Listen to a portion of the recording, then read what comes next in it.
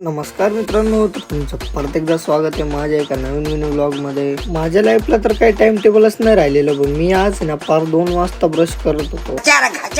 चला म्हटलं 2 वाजता का होईना, पण फायनली आपण आवरूनच घेतलं. मग काय लगेच गाडी काढली, गाडीला सेल मारला आणि डायरेक्ट गेलो या 2 कार्यकर्त्यांकडे. आजकाल आहे ना ज्याच्या हातात बघावं त्याच्या हातात नुसते नवीन फोनच दिसतंय. कायला भेटलं तरी काय याचा शोध मला आता लावावा लागणार. तुमचा पण एखादा मित्र असं प्रेम भंगी सारखा वागत असेल ना, तर त्याला टॅग नक्की करा. करताना घेऊन मी डायरेक्ट गेलो वृंदावन सिटीला, कारण की तुमचा भाऊ ना डायलॉगच्या रील पण शूट करतो बरं का. मग काय त्यानंतर डायरेक्ट गेलो निलू भाऊच्या दुकानावर, मस्त पैकी एक पाववडा दाबून घेतला. एवढं ते ना मला एका कार्यकर्त्याचा कॉल आला की चल म्हणे आपल्याला सीएनजी भरायला जायचं. पहिला प्रश्न तर मला असा पडला का सीएनजी भरायला कुठे घेऊन चाललाय, कारण की ना आपल्या नांदगाव मध्ये सीएनजी पंप नव्हता. पण तिथे गेल्यानंतर मला असं समजलं की आपल्या नांदगाव मध्ये सुद्धा सीएनजी पंप सुरू झालेला आहे. काय लगेच भाऊच्या गाडीची टाकी फुल केली. माझा आहे ना अख्खा दिवस संपून जातो, पण माझे काम तर काही संपतच नाही. मी गेलो होतो आज एका नाथ संप्रदायाचा सिनेमॅटिक शूट करण्यासाठी. नाथ बाबांचा कार्यक्रम म्हटल्यावर आपल्याला पण कफनी बांधावंच लागते. मिरवणुकीसाठी इथे तर डायरेक्ट डीजे पण लावला होता. पहिले तर मी बाबांचे दर्शन घेऊन घेतले. मग काय आपण मस्त पैकी केलं शूट, आणि शूट झाल्यानंतर मस्त पैकी प्रसादाचा लाभ घेतला. चला मग आता तेवढं तुमच्या वाला सबस्क्राईब आणि फॉलो नक्की करून घ्या. धन्यवाद.